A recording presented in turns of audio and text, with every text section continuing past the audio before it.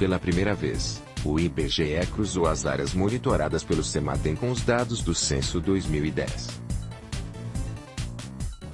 Além de descobrir o total de pessoas vivendo nessas regiões, a pesquisa divulgada nesta quinta-feira, 28, permite saber quantas delas eram vulneráveis, idosos e crianças, por exemplo, e se elas tinham acesso a serviços básicos, como rede de esgoto e coleta de lixo.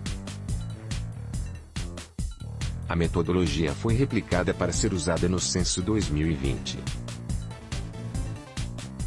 Principais pontos da pesquisa: 8.270.127 pessoas viviam em áreas de risco em 2010. Mais da metade desse contingente, 4,3 milhões, estava no Sudeste. Ao total, há 2,5 milhões de domicílios sob risco. 17,8% da população de áreas de risco são crianças menores de 5 anos ou idosos em Salvador. 45,5% da população está exposta a risco de desastres. O CEMADEM avalia 872 municípios, que estão principalmente na costa leste do país, a região mais populosa e também mais suscetível à ocorrência de desastres naturais, porque a ocupação das terras ocorre, muitas vezes, em encostas íngremes, topos de morros e margens de rios, lagos ou mares.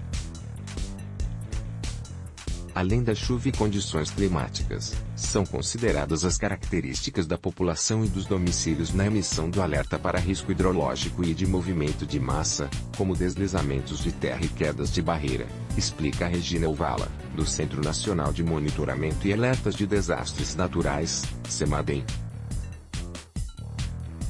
O mínimo de chuva pode ser alarmante em algumas regiões, diz Regina. As cidades de Salvador, São Paulo e Rio de Janeiro concentraram os maiores contingentes de moradores em áreas de risco.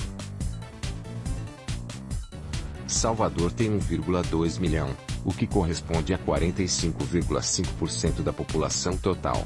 São Paulo tem 674 mil, 6%, e o Rio, 445 mil, 7%. Nos últimos anos, a capital baiana teve tragédias causadas por deslizamentos de terra que provocaram a morte de dezenas de pessoas, como os casos registrados em 2015 na localidade do Barro Branco, e na comunidade do Marotinho, que deixou 15 mortos, além do desabamento em Pituaçu, em março deste ano, quando 4 pessoas da mesma família morreram. Além da chuva, a ocupação desordenada é uma das situações apontadas por especialistas como causas dos desastres. Salvador é uma das cidades mais velhas do país, com um grande número de moradias precárias por serem muito antigas. Além disso, o centro é muito urbanizado, afirmou Mariano, do CEMADEM. O mapa mostra a população que vive em áreas de risco no Brasil. Foto, infografia, Karine Almeida /G1. O IBGE diz que o Sudeste é a região com mais gente vivendo em áreas de risco por ser a mais populosa e também por ter mais ocupações irregulares. Foi na região serrana do Rio que aconteceu o maior desastre natural da história do país. Em 2011, enxurradas e deslizamentos de terra mataram mais de 900 pessoas e afetaram mais de 300 mil. Em 2010, o município de Nova Friburgo, um dos mais afetados pelas chuvas e que contabilizou mais de 400 mortes no ano seguinte, tinha 18,5% dos habitantes vivendo em áreas de risco, mais de 33 mil. Teresópolis, onde ocorreram mais de 300 mortes, tinha 28% da população sob risco, mais de 45 mil pessoas. Petrópolis, também afetada, com 72 vítimas, tinha 24%, 72 mil pessoas. Carro fica pendurado após deslizamento de terra em Nova Friburgo, em 14 de janeiro de 2016. Foto, Marcos de Paula, Agência Estado. O Nordeste é a segunda região com o maior número de moradores em áreas de risco, quase 3 milhões, o que representava 11,4% da população total dos 294 municípios monitorados da região.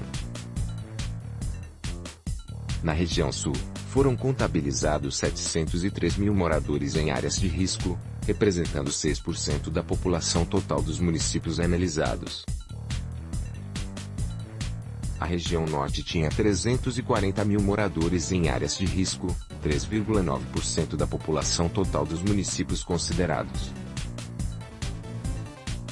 A região centro-oeste tem o menor contingente de população sob risco, assim como pelo menor número de municípios monitorados e de áreas de risco.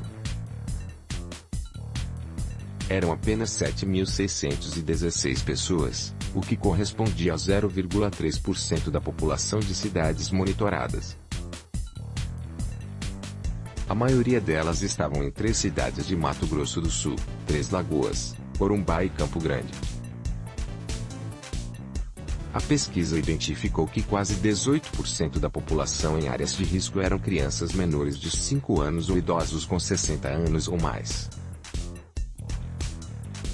Esse grupo é considerado mais vulnerável por necessitar de cuidados especiais, ter maior dependência para a locomoção e menor capacidade de resistir a ferimentos.